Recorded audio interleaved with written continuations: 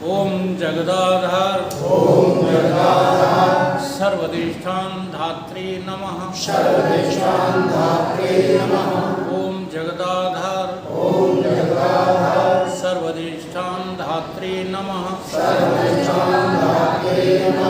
ओम जगदाधार सर्वदिष्ठान धात्री नमः। सच्चिदानंद भगवान सत्य सनातन सतगुरुदेव भगवान। आदिगुरु शंकराचार्य कृत ये ग्रंथ आत्मबोध आज श्लोक नंबर 47 पर जो है चर्चा होनी सोई तो है।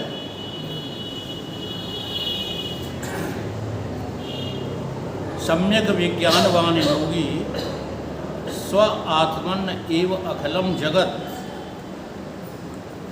एकम च सर्वम आत्मा नाम इच्छति ज्ञान चक्षुषा। अर्थात सम्यक ज्ञान प्राप्त योगी अपने ज्ञान नेत्र द्वारा संपूर्ण जगत को अपनी आत्मा में और संपूर्ण भूतों में अपनी एक आत्मा को ही देखता है। सम्यक विज्ञानवान योगी, ये सम्यक शब्द जो है बहुत महत्वपूर्ण है। हम ज्ञान को तो प्राप्त हो जाते हैं परंतु सम्यकता नहीं रहती हमारे में। सम्यकता का अर्थ, ये शब्द जैन धर्म में बहुत, जैन संप्रदाय में प्रयोग होता है।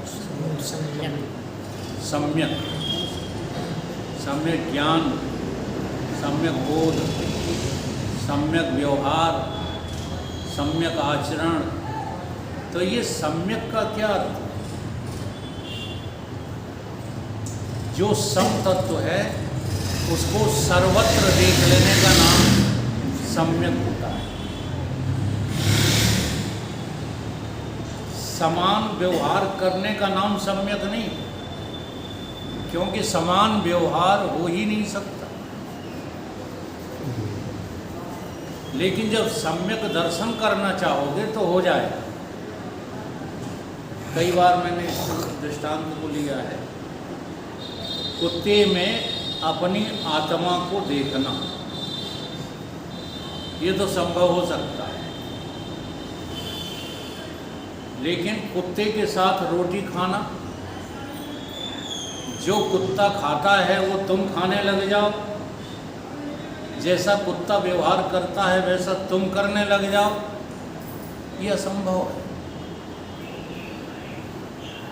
इसलिए सम्यक ज्ञान विज्ञान शब्द इस्तेमाल किया गया।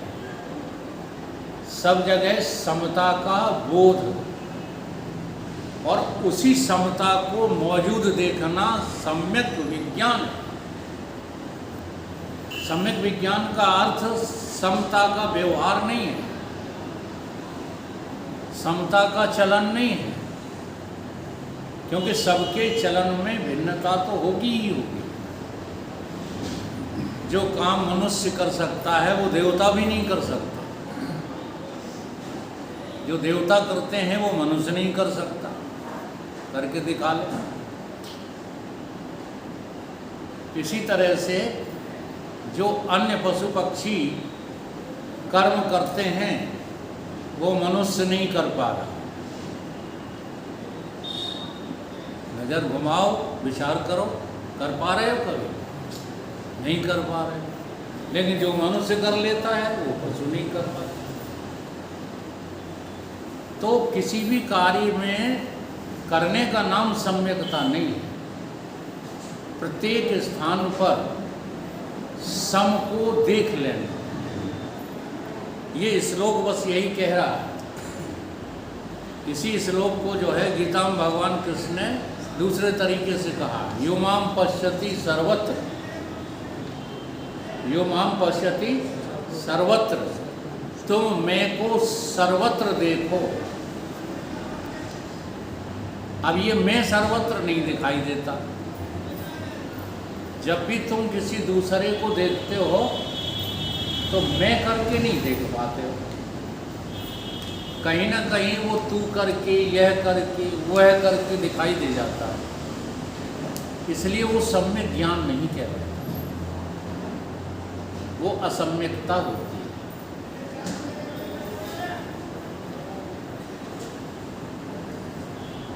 जो अच्छी तरह से मैं के विषय में जानता है वही जगा हुआ कहा जाता है। तुम्हारी मैं जो है वो कैसी है? सम्यक है। एक जो है शब्द बोलते हो, कहो सो कहाँ जहाँ प्रभु नाय। ये गोस्वामी जी ने लिखा है। अब इसी को जरा वेदांत की भाषा में बोलो। ये बात जानना तो बहुत आसान काम है, असल में वो जानना नहीं है, वो तो हम लोगों का भाव है कि कहो सो कहाँ जहाँ प्रभु नाही। उस परमपिता परमेश्वर को हम सर्वत्र देख लेते हैं, देख नहीं पाते हो, बल्कि भाव बना लेते हो। तो देखना क्या है? तो उसके लिए थोड़ा सा वेदांत में शब्द को चेंज करना पड़ेगा, क्योंकि गोस्वामी जी का लक्ष्य तो वहीं पर है। प्रभु नाम उन्होंने जब बोला है तो किसको बोला है? कहो सो कहाँ जहाँ प्रभु नहीं। तो ये प्रभु कौन है? किसको प्रभु बोला है? किसको बोला है? तो चेतन कहीं टंगा है क्या?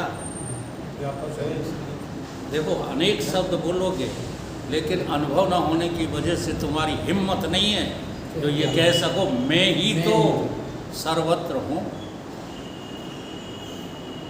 प्रभु कौन है? मैं। और मैं कौन हूँ? ब्रह्म। लेकिन हिम्मत नहीं पड़ सकती। क्यों नहीं पड़ सकती? क्योंकि तुम्हारी मैं अभी जाने कहाँ पर अटकी पड़ी। बातें ऊपर से चाहे जैसी कर लेने से क्या होता है?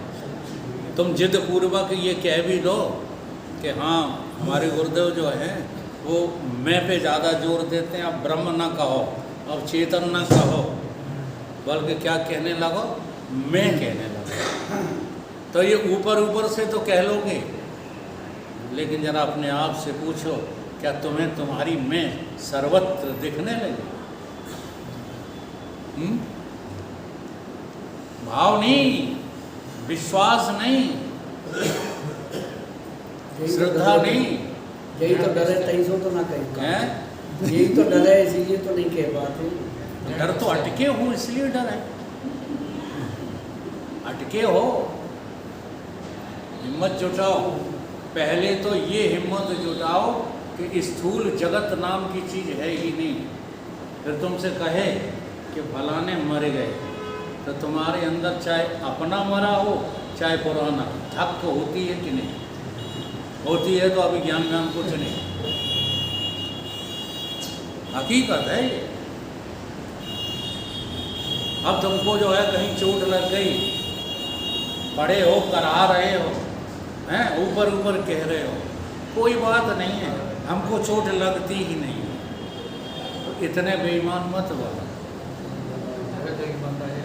हाँ, क्योंकि ईमानदारी से अगर साधना करोगे तो तुम उस जो है व्यापक तत्व पर पहुंच जाओगे। और बेईमानी करोगे, जी तो रहे हो अभी स्थूल में और कह रहे हो कि मैं व्यापक। आज ये श्लोक यही कह रहा है, आप प्रयत्न कीजिए अपनी मैं को सर्वत्र देखना। यो माम पश्यति सर्वत्र, अर्थात सम्यक विज्ञानवान योगी स्व आत्मन एव अखिलम जगत। सारा जगत मेरी मैं दिखाई दे जाए। ये संभव है कि नहीं? सारा जगत, सारा ब्रह्मांड जगत भी न कहो, अब सारा ब्रह्मांड। क्योंकि जब समष्टि में बात होती है, हिरण्यगर्भ की, अव्याकृत की बातें जब विराट की चलने लगती हैं, तब तुम्हें जो है कहने की आदत पड़ जाती है कि मैं विराट स्वरूप हूँ। अब विराट स्वरूप का अर्थ क्या होता है? ऐसे हिरण्यगर्भ, ऐसे ब्रह्मा, ऐसे विष्णु, ऐसे शंकर हजारों हजारों मेरे स्वरूप में हैं नहीं। ऐसी अनुभूति का नाम है मैं ब्रह्म हूँ। अगर ऐसी अनुभूति नहीं हो पा रही है तो गोस्वामी जी को फिर इसीलिए लिखना पड़ा कि ब्रह्म ज्ञान बिन नार नर करे न दूसर बात। कौड़ी कारण, कारण क्या बन जाता है? कौड़ी। और कौड़ी क्या होती है? कौड़ी कुछ नहीं होती। तो जो कुछ नहीं है वो कारण बन जाता है। अर्थात संसार का, देह का कोई न कोई जो है भाग कारण बन जाता है, उसका कार्य ही कारण बन जाता है। अभी संसार के कारण पर तो पहुंच ही नहीं पा रहे। सुख दुख का कारण क्या है? अच्छा, अपना अपना अनुभव बताओ। सुख दुख का कारण क्या है?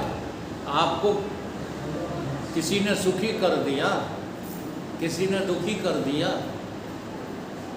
जैसे डंडा मार दिए हमने तो आप दुखी हो गए, है ना? माला पहना दी हमने तो सुखी हो गए।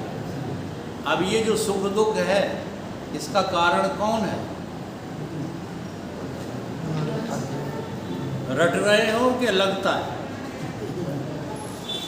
बात यहाँ है, तुमको अपना अज्ञान लगता है या माला पहनाने वाले को हृदय से लगाने की इच्छा होती है और जूता दिखाने वाले को मारने की इच्छा होती है? होता क्या है?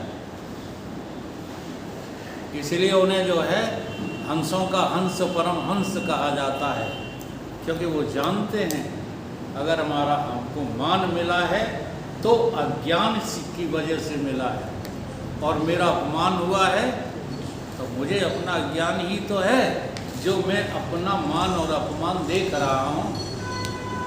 नहीं तो जब मैं सर्वत्र हूँ, जब मैं सर्वकाल में हूँ, जब मैं सब वस्तुओं में हूँ, तो मेरा कोई अपमान क्या करेगा? और कौन करेगा? विचार यहाँ भी तो करो। सामने माला पहनाने वाला कोई और है क्या? मैं ही तो हूँ। मैं ही मैं को मैं पूजता। न अस्ति न नस्ति, न ही बुत परस्ति। न अस्ति, अस्ति माने है, मैं के अलावा कोई दूसरा है ही नहीं।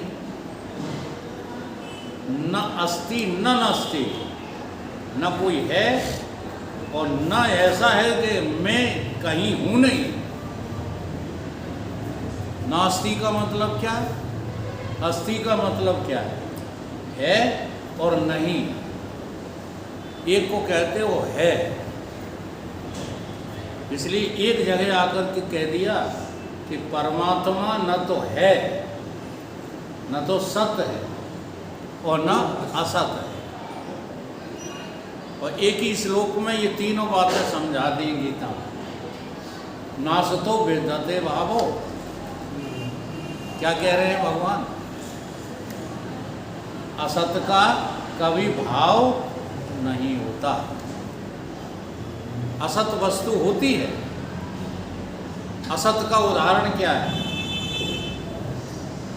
असत का कोई एक उदाहरण दीजिए। असत किसको कहते हैं? कोई भी बताओ, एक उदाहरण दे दो। जगत उदाहरण नहीं है। जगत तो असत रूप है, जगत उदाहरण नहीं है। उदाहरण दे के बताओ असत का। नहीं, ये उदाहरण नहीं। उदाहरण है गधा के सिर पे सींग, बंध्या का पुत्र, ये क्या है? उदाहरण है। खरगोश के सींग होते हैं, बंध्या का पुत्र होता है। मृग तृष्णा का जल, ये उदाहरण है किसके? असत्य के। ना सतो, असत है ही नहीं तीन कालों में, तो उदाहरण भी कैसा चाहिए? तीन कालों में जो चीज है नहीं और फिर भी बोली जाती हो, जय श्री राम, जय श्री राम। फिर भी बोली जाती है। गधा के सिर पर सींग होते नहीं है, बोले जाते हैं, बोले जाते हैं। बंध्या के पुत्र होता नहीं है, फिर भी बोला जाता है, बोला जाता है। मृग तृष्णा का जल, जल ही नहीं होता, फिर भी बोला जाता है, बोला जाता है कि नहीं होता। सीपी में चांदी कभी नहीं होती, होती है, फिर भी देखी जाती है, बोली जाती है। तो ये है उदाहरण। असत का कभी भी भाव नहीं होता और सत्य का कभी अभाव नहीं होता। तो सत्य का उदाहरण दो। सत्य का उदाहरण क्या होगा? जिसका कभी अभाव ना हो, ऐसा कोई उदाहरण जिसका कभी अभाव ना हो। ये रोज उदाहरण आपको पढ़ाए जाते हैं। जैसे भिन्न भिन्न प्रकार के बर्तन, घड़ा, कटोरा, दीवला, नाद, मकान, ठीक है, इन सब का अभाव हो जाएगा। लेकिन इसमें एक चीज है जिसका कभी अभाव नहीं होता, वो क्या है? अब समझ में आ गई? मिट्टी।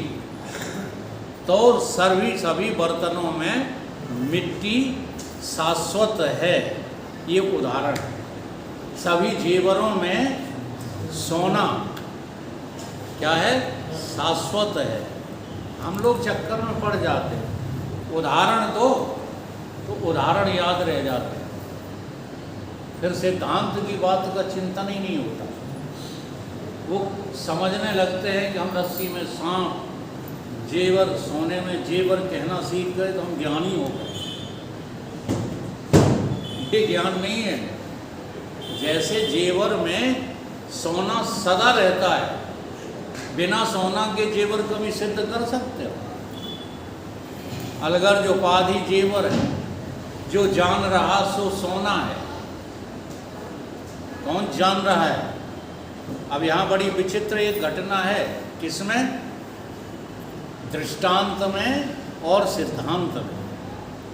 यहाँ ये कहा जा रहा है कि जेवर और सोने में जेवर को जान कौन रहा है? जेवर उपाधि है और जानने वाला सोना। काय में? उदाहरण में। अब ये सिद्धांत में नहीं घट सकता है? हाँ, ऐसे पकड़ा करो बात को। ये उदाहरण सिद्धांत में नहीं घट सकता। क्यों? क्योंकि ये कहा जा रहा है कि जेवर तो जानने योग्य हैं और सोना जान रहा है। तो जेवरों को सोना जान रहा है। सोना भी जड़ और जेवर भी अत्यांतिक जड़। इसमें जानने वाले तो हम ही हैं, कोई तीसरे। आगे बात समझ में कि नहीं? तो जहाँ वस्तु जड़ हो वहाँ दृष्टा न्यारा होता है, दृष्टा कोई थर्ड पर्सन होता है।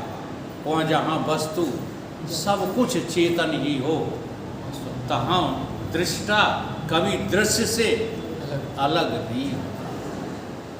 अब यहाँ जेवर क्या है? अब अपने में घटाओ, सोना भी आप ही हैं और जेवर भी आप ही हैं। तो जेवर जेवर हिस्सा कौन सा है? अलगर्ज उपाधि जेवर है। जो जो उपाधि है वो सब जेवर है। जो निरुपाधिक है वो सोना है। अर्थात जितना भाग जो है नाशवान है, नश्वर है, अभाव को प्राप्त हो जाता है, वो क्या है? जीवन। अर्थात तुम्हारे तीनों शरीर मात्र जीवन। अब तू किसके लिए रोता है? यही कहा है भगवान राम ने उससे तारा, क्षितिजल पावक गगन समीरा, पंच तत्व ये अधम शरीर। अच्छा, पंच तत्व का शरीर जो ये स्थूल दिखाई देता है, ये बना हुआ है, हैं?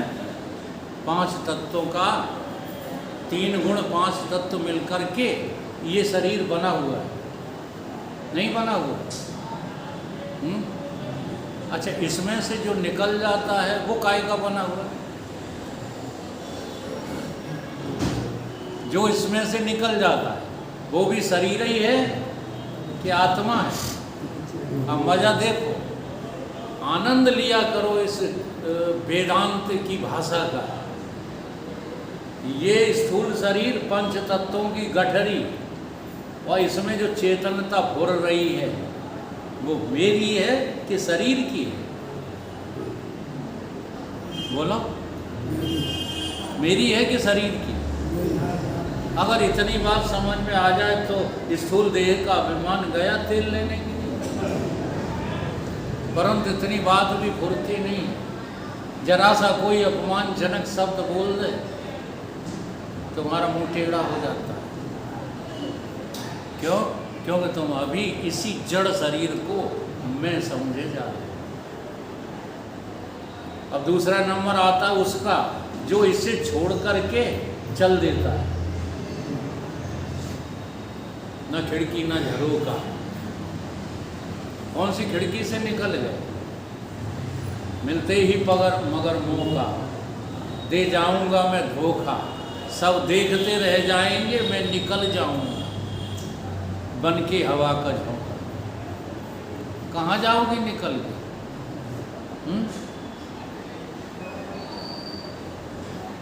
देखो, इबारत पढ़ने को तो हम अभी हाल 5 मिनट में पढ़ के ख़त्म कर दें, लेकिन पुस्तक की एक एक शब्द को जब तक निचोड़ोगे नहीं, हाँ जी, तब तक उस शब्द की महिमा तुम समझ नहीं पाओगे। यहाँ इतनी बात जो कही गई है, सम्यक विज्ञानवान योगी स्व आत्मन आत्मनेव अखिलम जगत, ये सारा जगत मैं ही हूँ।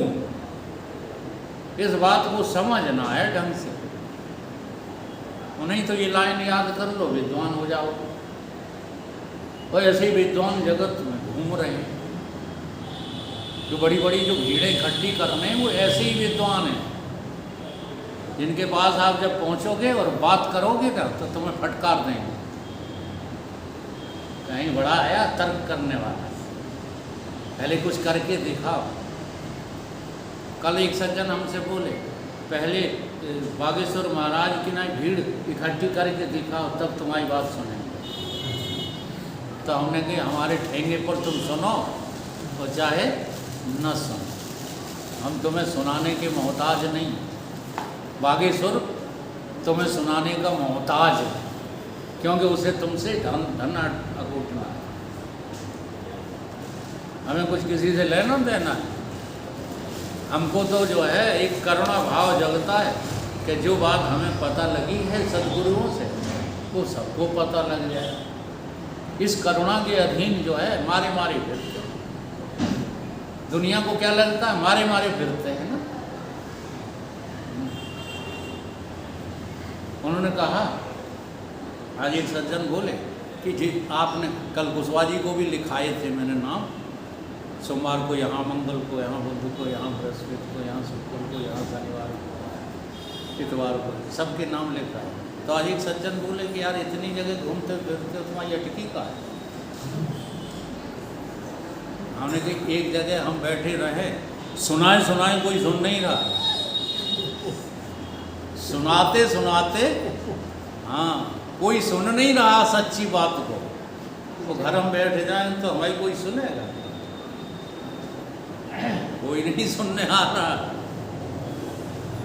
इसलिए कलयुग की महिमा में कहा है हमारे